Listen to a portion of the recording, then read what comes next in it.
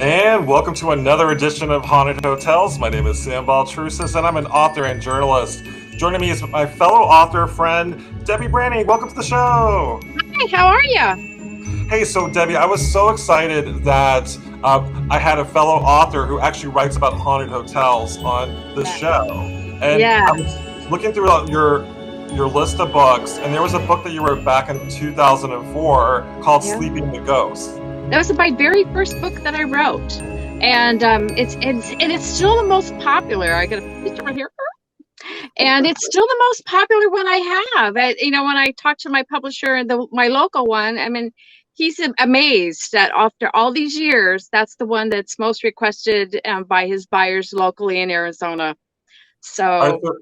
so if people like the title's a little suggestive, "Sleeping with Ghosts," like Yeah, it is sometimes. how Yeah. did, did And, you, and then they ask me, well, what it's about? And I go, well, haunted hotels, haunted bed and breakfasts around Arizona. Like, oh, I don't want to stay in any of those. I go, well, this book will tell you which rooms not to book then. Read the book and you'll know which ones you want to be in with the ghost and you'll know which ones not to book too. So it's been popular. And a lot of people say that they carry it in their car when they travel around Arizona. And they take my Dining with the Dead book about the restaurants and this one so they know where to eat and sleep when they travel around Arizona. So it's been kind so, of popular. so if people reach out to you, if they were like taking a road trip in Arizona, what bed and breakfast or a hotel would you recommend to them? Well, of course, all the hotels up in Jerome, Arizona, that's kind of the ghost city. So there's quite a few of them up there. The most popular one, of course, is the Jerome Grand. That used to be the old hospital, and that's probably the most popular one. I like the Connor Hotel, which is on more of the main street. And that one I think is a little more active too. So Jerome's a very haunted town. So just about anywhere you stay, you're going to get a ghost. And there's several of them up there that I've stayed in, but I think my favorite has always been the Connor, and then the Jerome Grand, which is the most popular one, is probably number two. All right, so out of those two locations, what haunts those hotels? I mean, is it? I'm assuming it's Wild West stuff. Maybe Yeah, yeah, old miners though. There was a mining town, so you have your miners that stay there, and of course, the Jerome Graham is an old hospital. So you have a lot of patients, being miners and then just, local people that died of diseases. So that's what they see there a lot. Or they hear, the beds being pushed down the hallway in the night, or they see nurses in the hallways. I've had a friend that was in the downstairs. There's, of course, a bar and a restaurant. And he was walking towards where the restrooms were and saw a whole like ER thing going on, from another time. So it's a very active with patients and things like that. So that one will have that. The Connor, I have had people say they see a man that wears kind of a top hat in the rooms and they have seen him. There's a woman in one of the rooms that likes to touch feet. So it's, they're been, active ghosts, but nothing, really seriously evil or bad, just active, people from the mining town and during the mining rush. And that's when all those hotels were built in like the late 1880s, early 1900s. and if with the having written about it, like what advice would you give to someone that's staying at a haunted hotel? I mean, for example, I'm at a haunted hotel in Provincetown, Massachusetts, called the Provincetown Inn, and Right. had a few sleepless nights. Oh, you had a sleepless night. I haven't had too many sleepless nights in any of the hotels, and when I do, that's a good thing for me. But, because I want to like see everything that's going on. I think the last restless night I had was doing it was more like a townhouse, not a hotel, but I always tell them just enjoy everything. I think one time I was in a hotel in Prescott, Arizona, and it was a room where a lady had committed suicide because her husband had left her. And I was, they gave me that room because they knew what I did. So I was laying there, and in the middle of the night, all of a sudden the TV was back on, the lights were back on. So I got up and shut everything off again, laid back down, and then pretty soon I felt someone sit on the edge of the bed. So I thought, okay, that's interesting. So I took my foot and I kind of pushed her off. A few minutes later, she sat back down on the edge of the bed again, and I pushed her off. And I waited, and pretty soon the bathroom was on the right, and I was lay there, and I could hear somebody in the bathroom, like at the sink, like they were filling up water, like the glass of water. And I'm thinking, this thing's gonna throw water on me. So I'm laying there, and then pretty soon above my bed, I could see a glass of water. And just as it was tipping over to be poured on me, it disappeared. And Really? that was probably the most active thing I've had happen in one of the hotels. And that's Faith up in the Hacienda Hotel in Prescott. And she's the most popular spirit there. And so I was, excited. I had a, encounter with her because people say that that happens. They, hear her in the room and moving around in the room. So that was one of the best. So do you ever like you investigate as well? So like, do you Yes. ever try to like communicate with the spirits to say like, listen, I need to go to bed. Leave me alone tonight. Right, Like, right. do you talk to them? Yes, yes, I do. I do. I sit there and I, chat with them. And, like when I thought, Faith was in the room, and I was chatting with her all the day long. And I said, I hear that you like to come in the evening, and I'll be here, for 2 nights. So I hope you come and see. And then she did. And I would talk to her again, I'm going to be in the room again. So let's like kind of be roomies here and be friends. And she was a good spirit. But we do, when we investigate, we're always like talking with the spirits the whole time. And I didn't have my recorder or anything with me. I was on a business trip, and they just happened to give me the room, and I was just really in luck. But we don't always have the recorders on when we go to other hotels, everything. And when I travel, that's probably like you too.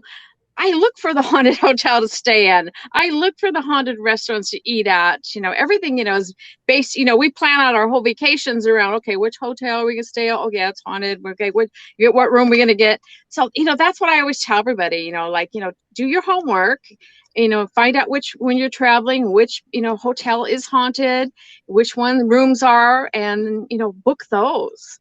And find out what restaurant's going to have activity and dine there. Because, the good thing about when you're in a haunted hotel, you pretty much have access to do a little investigating then, because you're more free to wander around the hallways, and, and if you get talk to some of the help or the clerks, they might even let you in some rooms that, normally you wouldn't get into. So always, stay at a haunted hotel and just be real, inquisitive, and you'll hear all kinds of stories. I did a road trip with another journalist a few years ago. We went to all the historic hotels of the West, of the Rockies. And of course, she was doing stories on the restaurants and the nice aspects of the hotels. And the whole time I was there, I was getting all the ghost stories. And I would go down and talk to staff, or I would go down to, the little bars at night and sit and talk to the bartenders and get all the tales. And I was getting all the cool stories, and she was just writing about food. And so that was kind of neat. And to hear about all these historic places and their ghosts. And, that was one of my favorite trips. I was on the road for like 9 days, just visiting all these really great hotels.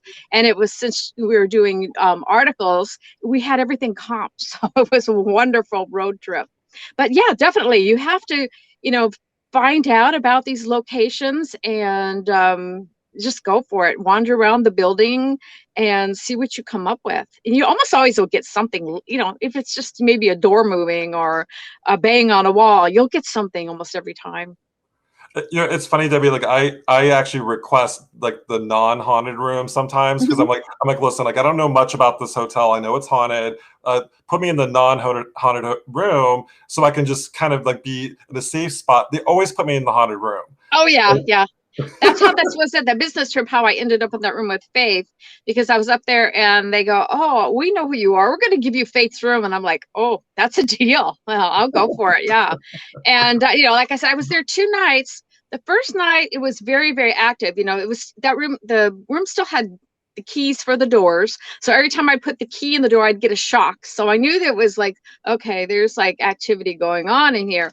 The second night, there was fires up in Prescott area, so it kind of like dimmed the whole atmosphere. The second night, there was no electrical shock. Every time I put my key in the door, it was kind of calmer the second night. And so I just felt really privileged that I got to stay there twice. And then I was on another kind of a tour, a bus tour group, and they gave me that room once again, but it was kind of a quiet night too. But I kept inviting all the people from the tour to come in the room. I kind of opened it up so they'd have a chance to kind of explore the room and see what it'd be like to be with Faith in her room as well. So it's been in the room a couple times. I also liked your approach to talking to people who worked at the hotel and kind of like in an intimate way. So like kind of go downstairs and Yeah, like hang out at the bar and like, hey, right, so yeah, I write about ghosts. Like have you had an experience? And then they'll right. spill their guts, Or so, yeah, even the desk clerks, they're bored at night because they're there all night long. You worked hotels Yeah, at times, yeah. and they're anxious to talk to anybody sometimes once they got their work done. So I talked to a lot of the desk clerks as well, and they go, oh yeah, well, here's a whole list. Walk by this one, or go check out this one. This here's a key. Nobody's in that room. Go ahead and take a walk through. And I've done that many times too. And it's interesting, and then other guests will come down and at breakfast and go like, oh, this weird thing happened in our room last night, and I'm like, oh, tell me about it, and they'll spill their guts, everything that happened during their visit in their room. So then you have another little story. So yeah, always ask questions too. That's right. Yeah. And I also kind of play like I'm like sort of like I kind of fumble, and that's my approach to journalism. I'm like, I'm a little nervous about and I kind of play it up, and then people are like, oh, let me show you where the haunted room is, Yeah. Yeah. and they kind of scare me, and then, like that. So that technique works for me. That's how it was on that trip that I went with the other journalist, because wasn't a ghost person, and I would always basically I go, come on, we're gonna get the haunted room. She goes, oh no, I don't want the haunted room. I go, I'll watch out for you. You'll be fine. I go, nothing ever happens most of the time. It's like a boring fishing trip. You don't see nothing, and it's not going to be nothing that's going to throw you out the window, and it'll be fine. And she kind of, by the end of traveling with me for 9 days, kind of like, well, this is kind of neat, learning about these places. Not only were we learning the history, but we were learning about some of the weird things that happen in these buildings too, and the historic people that stayed there, and different things that happened. And it was great. It was great. I always say that was my probably favorite road trip of all, the going on those 9 days, all the way up to, we went from, well, of course, Arizona, then over through New Mexico, Colorado, Wyoming, and up to Montana, and then back down. So it was great. I would love to do that again. So you mentioned so my purpose really is to write history books with ghost stories. So really, the Yes, history is kind of like what we're using a ghost to lure them in to learn more about the history. yes, exactly. And what got you like interested in the history part of it? Well, because, so many people, when I was reading, when I was doing research or doing books, you'd read all the things on the internet and you go like, that sounds a little hokey. So Yeah, now we have so much access. We can go into the old newspapers and start Google their names in the newspapers. And then you get the real story, what really happened. And then you got sometimes a better ghost story than, well, that was, on the internet all those years. But then again, sometimes you make the hotel owners or ghost tour people a little angry because you kind of debunk their whole other myth. right. Like there was the history of the ghost of Martha Jones, and you're like, oh, there was never a Martha Jones, maybe a Martha, Wazowski or something like that, and she didn't like die, in the hotel. She died down in the laundry, and she wasn't suffocated, she was stabbed. And they're like, oh, we didn't know that. So it's kind of cool to go and find the real history. And then I kind of go down the rabbit hole, and then I'm like doing ancestry, finding out their whole life. I know all their children and their parents, and I'm like, you kind of get personal with them then. And that even makes it more special, like, especially for writing with Arcadia the Haunted series they have out now, and you've done books, and I'm working on Haunted Globe, Arizona now. Ooh. And so it's another mining town. And it's just like really cool because you hear these stories, and then like I said, I'm pulling up the death certificates. I'm going on looking up the newspaper story, how the whole incident really happened. And it's very cool. Then you put in, the history of the place, and then you throw in your ghost story, and that really makes a cool book. Then you got history and mystery. I always say go hand in hand. Well, and that's one of the like I've written 4 books for History Press Arcadia, Mm-hmm. and I've also written books that are a little bit more, I guess, like woo woo, and Mm-hmm. and I do like the history books. I think the history story, like the history collection, to me is more like what my Yeah. passion, and that Yeah. means going to hotels or locations that do have a history. And when you were talking about like sort of like looking at and actually finding the real history, I Mm-hmm. love that. I love I do too. And I it's so love much the fun. bucket, Yeah, you it's know? so much fun when you find what really happened, and then you go, what really happened? And then like I said, sometimes ghost tours kind of embellish the Mhm. stories, and then you go Yeah. like, oh, that's not what happened. And they're like, what? And you're like, this, it wasn't like that. And so now, like at least I'm hoping when they get my books and then they use my books for reference for their tours and stuff, they're getting a better story than what they had in the past. I actually have had people. So there was a lady in black in George's Island in Boston, and she was in my haunted Boston Harbor book. And so there's a whole backstory of Melanie Lanier, who like supposedly was a dressed up as a man, and she like saved her husband, who was a Confederate soldier, and then Mhm. it's like an elaborate story. So people loved Melanie. Well, guess what? There was no Melanie Lanier, and I so I had to break the news, and I will tell you, people were sobbing at my book signing. I know. And like, I have a second home in Bisbee, Arizona, which is another old mining town. It's just kind of a little weekend house, and they've always had the story about a woman named Juliet Lowe in the Copper Queen Hotel. And for years, we thought, well, they tell the story how she haunts the room, she tickles men's feet, and all kinds of things. And then we kind of sat down. My one friend that grew up in Bisbee, because she did haunted Bisbee, and we're really good friends. And she goes, well, that whole thing about Julie Lowe was made up in the 80s because they used to do those mystery dinners and those little mystery nights, when you would get a bunch of people and everybody played a part. Well, Right. Julia Lowe was just a part in this mystery thing, and now she's become like a life. She's not. And then we looked up. There were never a prostitute named Juliet Lowe anywhere in any of the records in Bisbee because we looked it all up. But yeah, she's still the most popular ghost in the hotel, but she's not even real. But I'm sure there was, somebody else that, that really was the lady of the night that was there. But that's how, Well, that's how you kind of like, then you kind of like, burst the bubble of the place because like, oh, there was nobody there. That was just a made up story way back when. well, do you think that like maybe like people tell that story so much that it almost like creates a thought form or a tool Yes, line? yes. It almost becomes real then, it almost becomes like a real story and everybody believes it. And you try to tell them, I've done all the research. And there was another hotel in Bisbee, um, the Oliver House. And for years they were saying that there was a mass murder in the parlor and all these people were killed, like 26 people, 28 people, and some man came in and killed everybody. I think that would have been in the newspaper.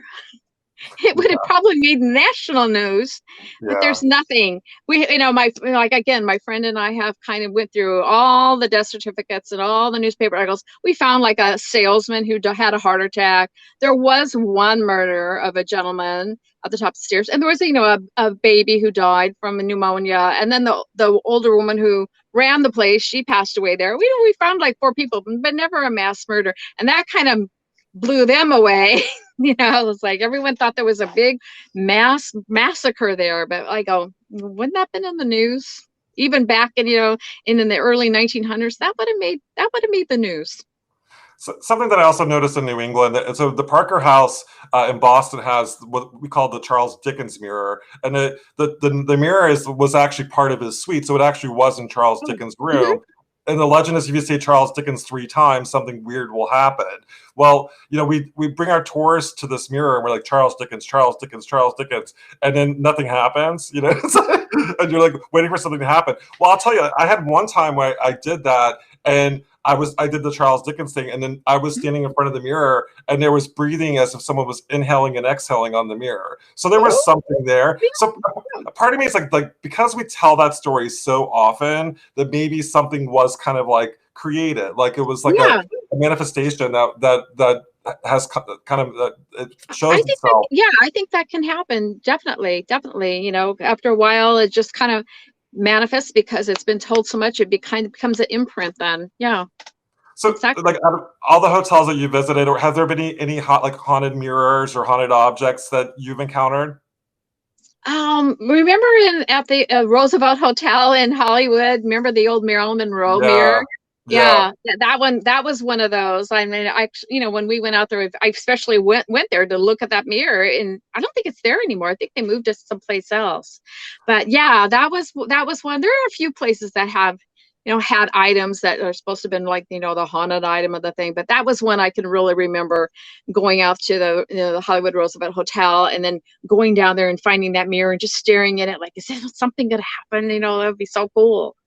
Yeah, so the legend is if that a woman, she was cleaning the room and she saw what looked like a Marilyn Monroe weeping on Yeah, the bed. She saw her reflection and it was her suite, and so that they said ever since it's like an enchanted mirror. And right. it's possible. I think that spirits can psychically imprint itself on Hmm. the mirrors, and I do know mirrors act as portals sometimes to the other world. So I guess it could be possible, but I Yeah, also think it also could be like a great marketing tool to bring people yeah, to the hotel. right, right. Yeah, a good marketing tool. I did hear. I was up. Was the where they hear the trumpet in the Hollywood Roosevelt Hotel? Who's that played the trumpet? I can't think of the name now. Oh He was yeah, filmed.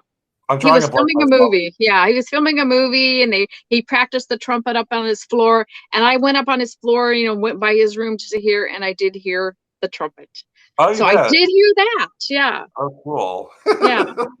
It's like I can't think who I can't name slipping off my head now who it was, but Yeah, yeah, and I think like they're like Monty Clift is supposedly haunts them. I think that's who it was. Montgomery Clift, wasn't it? That was Yeah, blowing the I don't trumpet really play there. trumpet though, and but yeah, I mean, I actually haven't really dug enough. Like I'm going to. I had to. I was going to go to LA to go to the Roosevelt. I had to Hmm. cancel my trip because I had so much happening in my life. But I'm going to go like probably in like either November or December because I do want to go visit. And actually, so my friends were just there, and they Hmm. went down, and so the Marilyn Monroe mirror actually is back.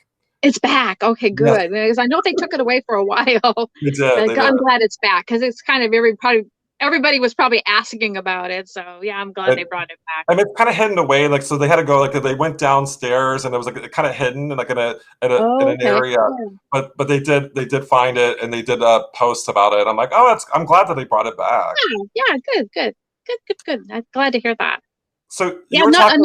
another hotel that I out in California that I have had encounters with is the Joshua Tree Inn. Have you ever stayed out Oh there no, I at would the love Joshua Tree?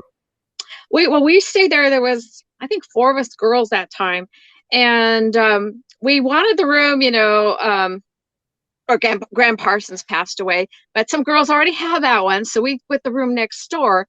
So we invited in. Like, those girls are boring. Come in ours, later on. So we had been there all evening, and we had gone out to where the bonfire is, and there was a band that showed up. And they were playing, so we were out there with them for a while. We came back in. We thought, oh, this is how it was back then. Bands showed up, they played, and they all jammed together like those guys were doing. And we started naming, like, there was the Stones, and this person, and Donovan, and this person, and that person, and of course Graham Parsons was, came out here too, because this was where they got away from Hollywood. They could come out here and relax and compose and things. So we kept naming bands and things, and all of a sudden we heard a man's voice, and all we heard was like, bum, bum, bum. And we all stopped and we're like, what did he say? And we're like thinking, who did we miss? He said Emmy Lou. Emmylou Harris was his singing partner.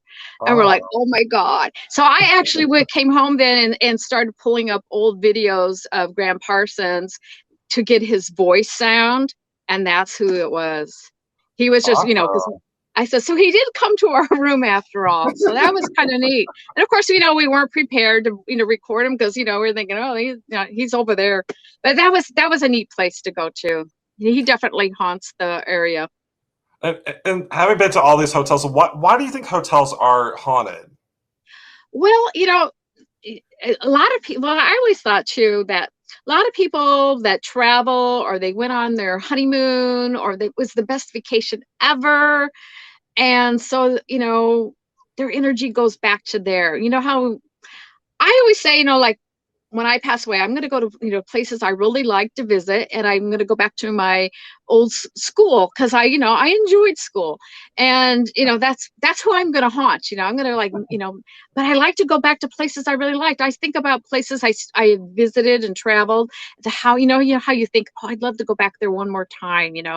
So I think that's why people haunt hotels. They go back. Maybe it was their anniversary and they had a wonderful anniversary party there, or maybe their family went there on a road trip and they had so much fun in that town. So yeah, you just remember places you go, and I think that's why spirits come back. Now of course bad things happen in hotels too, so maybe some of it is I did die there, so I go back there to see what happened, how did I die, what caused this. So it's a little bit of both. I agree with you on that. I think that there's a lot of happy hauntings, so the hauntings Yeah, are not all like gloom and doom. Of course, some of the things that we write about are the gloom and doom stuff, yeah, but yeah. but the happy hauntings. I mean, like if you got say propose at a hotel, that's gonna maybe like Yeah, leave an imprint at that location, or yeah, and also too like the sheer numbers of people that go in and out of hotels. Having worked at a hotel, I mean, I see like every day there's a whole like group of like 300 people that come into mhm. the hotel. Imagine that times 100 years. That's going to be millions and millions of people.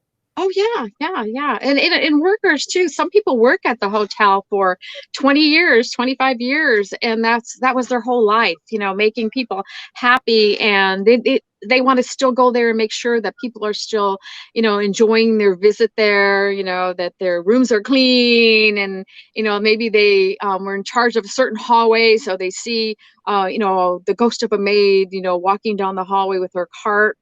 Yeah, so it's a little bit of everything, and like I said, sometimes bad things happen in these places too, and their energy's still there too. If someone was murdered or hurt or whatever, um they still maybe come back to resolve their past and their death as well.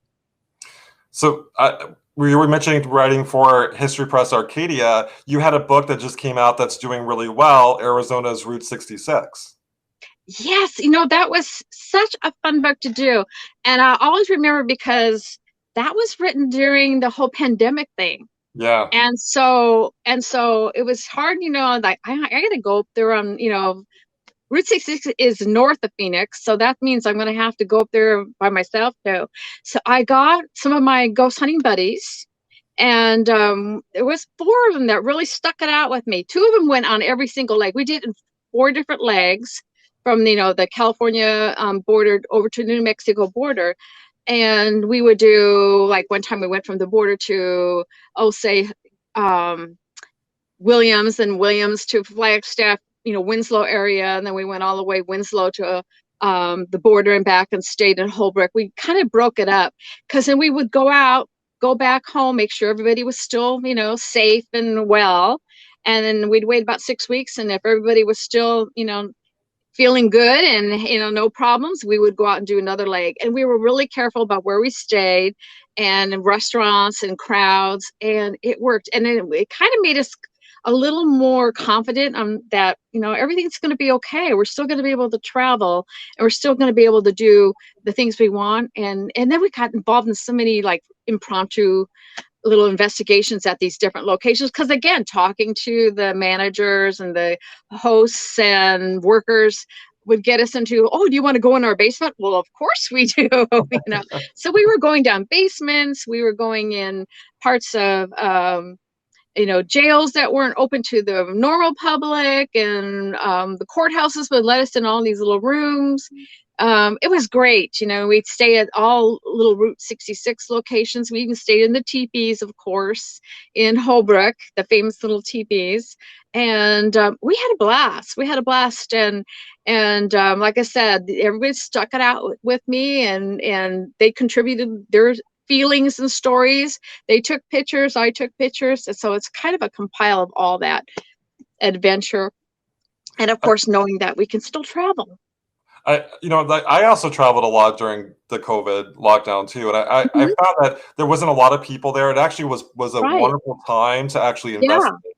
And I would be at a hotel, and I would be one of like 20 people, and it was like Yeah. a ghost hotel. And I actually got better material doing that than I am say now, or in 2019 before the lockdown. So it Right. actually. Right. And I agree with you. Like that it showed me that it was safe to travel. I didn't get COVID. Yes. I was Yes. safe, and I flew too. I mean, I would fly, and I was Yeah. fine. Yeah. So I had to fly home to Nebraska a couple times, and I was like a little nervous, but it was yeah. okay. Yeah. So you mentioned also too writing the Globe Arizona book for History Press, and Mhm. I remember seeing you. Weren't you on a Ghost Adventures, an episode of Ghost Adventures? Yeah, up in Globe, when they did the Gila County courthouse and jail, I was one of the little historians, storytellers to tell why, what went on in the jail, why it might be haunted. Yeah, I did that little blurb, and it was kind of fun. And so Yeah, yeah, so I've been going up the Globe for many, many, many years, and doing. I think I was the first one that ever took a group up there to spend the night in the jail, a ghost hunting group. And so I've been kind of like their little storyteller for Globe a long time, and they've got lots of tours and things up there now, but I was like the first. I can say I was first. And yeah, so and when I was going to do the Globe book, I actually contacted a few of the historians up there, because I didn't want to step on anybody's, yeah, are you guys cool with me writing a book about ghosts? And they go, oh yeah, if anyone's going to do it, it's going to be you, because yeah. and now they're constantly, did you ever hear this story and this story? And they're sending me newspaper articles, and I'm like, slow down, I can only type so fast. But yeah, they're being really helpful and supportive up there in Globe for the book. So that town, I think, was more rowdy than Tombstone was any day of the week. I mean, there are murders I found up there. I'm like, oh my gosh, they were chopping up people and killing people, and then they have machetes out, and that was a crazy town back in the early 1900s. So I'm having a lot of fun reading all these stories. Yeah, so like, if someone wants, I know I want them to buy your book when it comes out, but like as far as where would you stay if you were going to Globe? Like, was there any haunted inns or hotels Yeah, there? up until recently, we always stayed at a bed and breakfast called the Knottsker, and it was an old school, but they recently have sold that. But there's another one that it's I can't think it's cornucopia or something like that. It's another little bed and breakfast. It's right near the jail, so it makes it really convenient, because then you just have to walk down the street and you're there. They have a lot of nice little bed and breakfasts. Not so many big hotels there. There are Right. more B&Bs. Uh, But yeah, yeah. I miss my school, but I like this other place as well. So it works out. We've been kind of going back and forth to the two of them the last few years. Yeah, But us, we just sleep in the building, like the yeah. jail. We just stay there. Well, the whole idea of the haunted Pull hotels. up a cot in the cell. Yeah, I mean, like we've done it like so. It could be like Fort Mifflin, where people actually sleep at more Fort Mifflin. It doesn't have to actually be a hotel. It could be just an Yeah, overnight yeah, yeah. lodging area. Exactly. Yeah. So Debbie, I also too I like that you continue to write books, but what else with all the this focus on the paranormal, what do you what's your goal, what would you like to see with your books? Well, I like with the books that so the people will have like the real stories. Because Yeah. even with my earlier books, I've it's easier to get to the research now. But even with my earlier books, I've always kind of wrote a history part of it, so you kind of know why the building's there, who built it maybe, and who lived there or what lives there before it was a hotel, and then throw in the ghost story. So, like I always, like I said earlier, history and mystery go together. So I like the fact that people are going to like learn about the city, learn about the building, learn about the what went on in the hotel, and then hear ghost stories, because the ghost stories, I'm working on another book right now too. It's at the publishers, but for my local Phoenix one, it's on haunted schools. And so what I put a disclaimer right in the beginning, with the haunted schools, most of the stories are reported from the buildings, but sometimes students make up stories, either the teachers, some of it's hearsay through the years, but this is what they told me. So, but I did still do history on the building and the school and the area, and then here's the ghost story. So, because how schools are, kids will start a rumor about, oh yeah, old man Jones, who used to be our shop teacher, I think he still haunts the place. And so then all of a sudden, then 20 years later, you're still hearing about the janitor or something like that in the building. So you have to do the best you can to present the truth. That's what how I look at it.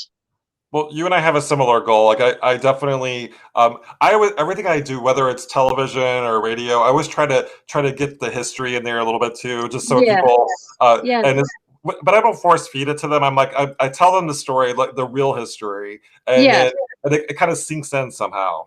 Right, right. Yeah. I do a walking tour well once a month, but in October we've been doing about once I think last couple weeks actually. And I do it with what we call the hip historian of Phoenix. His name is Marshall Shore. And so he's really into the history of downtown Phoenix. So I go along and I tell some of the ghost stories and he tells some of the ghost stories. But our tour is more of a um haunted history tour. So we don't go into the building and investigate or anything, but when you're done, you know about the buildings, some of the quirky things that happened in the buildings, and you can do more research to learn about the building if you like, or go back and we have the San Carlos Hotel, which is where Marilyn Monroe stayed, and it's quite haunted. So we give them all the kind of the background, and if they're interested, they can go back in and get a room there. So that's been rather fun doing the little tours. I don't know. Sometimes the people are going, we're not going to go in and investigate. And go, no, this is just going to give you a taste. Then you can go back on your own. So that's just what we do on that. But then I have my regular paranormal. I call them paranormal workshops, where we get a bunch of interested paranormal investigators together, and we'll go and book. It's great to book a hotel and have like 20 ghost hunters with you, and give them little assignments. We kind of break it down where we try to teach them something new every time we go out, a different way to investigate. And like sometimes we have gone where they have no clue about anything, and before we even start, we give everybody a pen and paper and send them out and say, we want you to walk here, here, and here, and just write down what you feel, what you're feeling. And then they all come back, and we try to see who's feeling this kind of the same things in various areas, Oh, and then I we'll like send that. them back out again. Just we try to find different ways to investigate. So, Debbie, if people wanted to like to access your books, to purchase your books, or go to any of your upcoming events, do you have a website? We have the team website, which is mvdghostchasers.com. I'm the director of MVD Ghost Chasers. Or just pop on Facebook. I'm almost always on there, several times a day, just under Debe Branning. And that's probably the easiest way to find me. And then my email is naza, N-A-Z-A at AOL.com. Old school. I'm old. Yeah, I'm old school too. So, Debbie, I ask all my guests on Haunted Hotels with Sam Baltrusis, if you could go to any room with a boo in the world, where would you go? Oh my gosh. I've been to so many. I love the ones on the East Coast. I would love to go to some near Gettysburg. because I haven't Okay. done Gettysburg yet. So I'd like to find one of the, hotels or bed and breakfasts there and stay there. I I, almost was there at one not long ago, but then we had a cancel, and I really wanted to go there because I had friends that had stayed there before and they had a lot of action. So I highly uh, recommend the Farnsworth House. I stayed there yeah, when I was at Gettysburg, and it was so much fun. yeah, I've always wanted to stay there. So that's probably one of the top ones I would like to stay at. And So you also I love the Shanley the Hotel Stanley. I was going to ask you about that. You read my Upper mind. New York. Yeah. Yeah, that one was cool. A little So rustic, but it was very cool. yeah. So when you were at the Shanley, what did you pick up there? Um, well, when we were up in the room, there was actually somebody who walked through the room, and the other person that I was with actually heard somebody walk through the room too. I was down in the little dining room area, I guess you would call it, and looking into the area where you can go up the stairs to the brothels. And I saw somebody standing out there, like a shadow type person standing there. So yeah, it was busy. Then up in the brothels too. I went up and sat up there for a long time, and I could feel just the energy up there was really different. That was just a cool place. Yeah. I had a friend that used to go there quite often and do investigations, so she invited me to come and stay up there too, and visit. I loved it. It was one of my favorite places.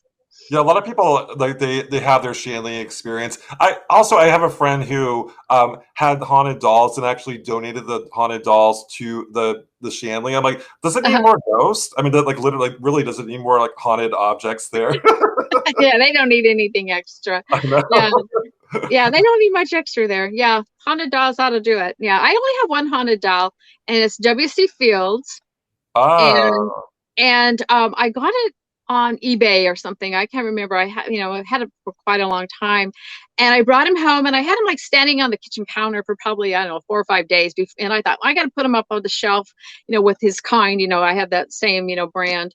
So I took him in, put him on the top shelf, put him up there, and like a couple days later, I find him and he's like down 3 shelves, laying, horizontal on the shelf. So I asked my daughter, 'cause she was living with me at the time. I go, "Did you put the doll up there? Did it fall down?" She goes, "I don't touch your dolls, Mom. I don't bother your dolls because the computer's in the room." And so I said, "Okay." So I, put him back up. Next day I come down and he's let down again. So I sat down on the chair, and again, you have to talk to spirits sometime. And I said, "Okay, I don't know who's here that doesn't like W.C. Fields, but he's staying. He's part of the collection now, and he's going to be here. And, just don't look at him. If you don't like him, don't look at him." And so the next day I come back, W.C. Fields standing sideways with his lapel up, covering half his face. So ooh. whoever didn't want to see him covered his face up. And I've left him that way for all these years, and he's never fallen off the shelf again.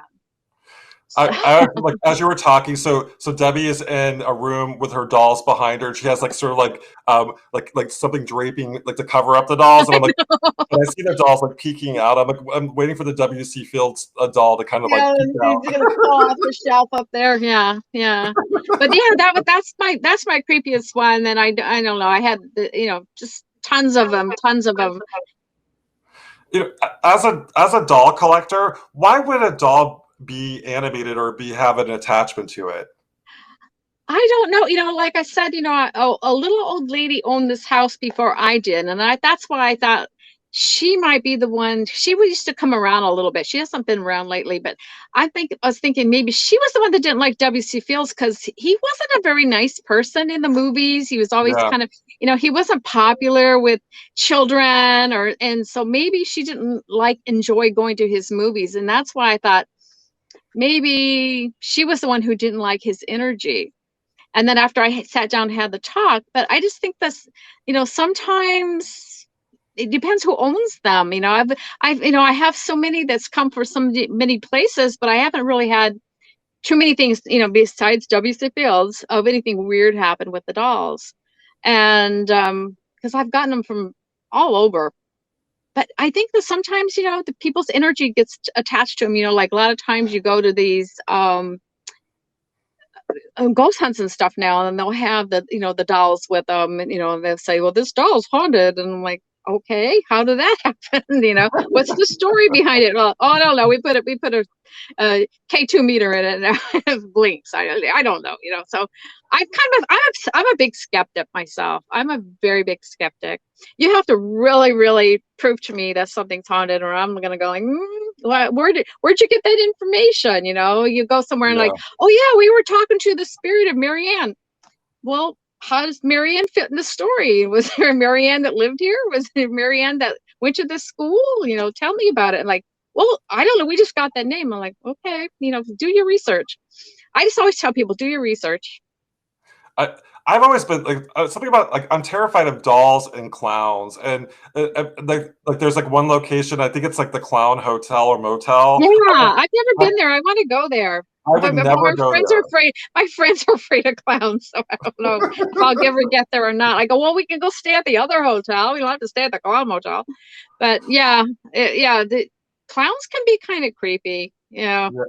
So Debbie, for this is October, and we actually write about Halloween related stuff all year long. So it's kind of like our Halloween is every month for us. But Every day. yeah, so someone that's active in the community, like what are you doing for Halloween?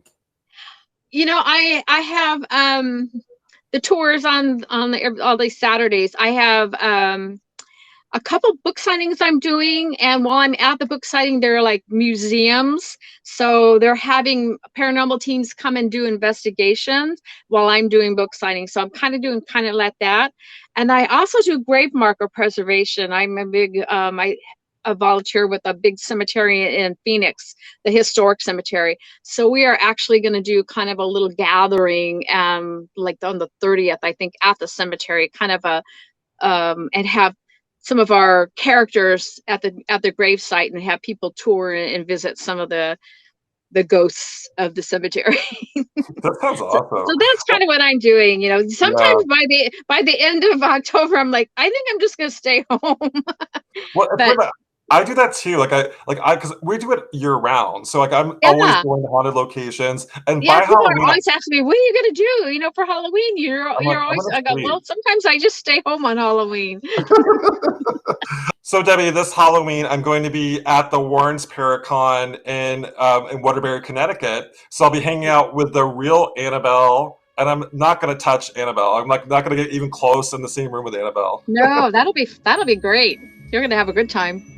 Well, Debbie Branning, it's a pleasure talking to you, and I hope you have a wonderful Halloween, even if you're not out and about and at home. But I'm glad you're going to have a wonderful, and hope you have a wonderful Halloween in October. And we'll talk to you next week on Haunted Hotels with Sam Baltrusis. Have a great night.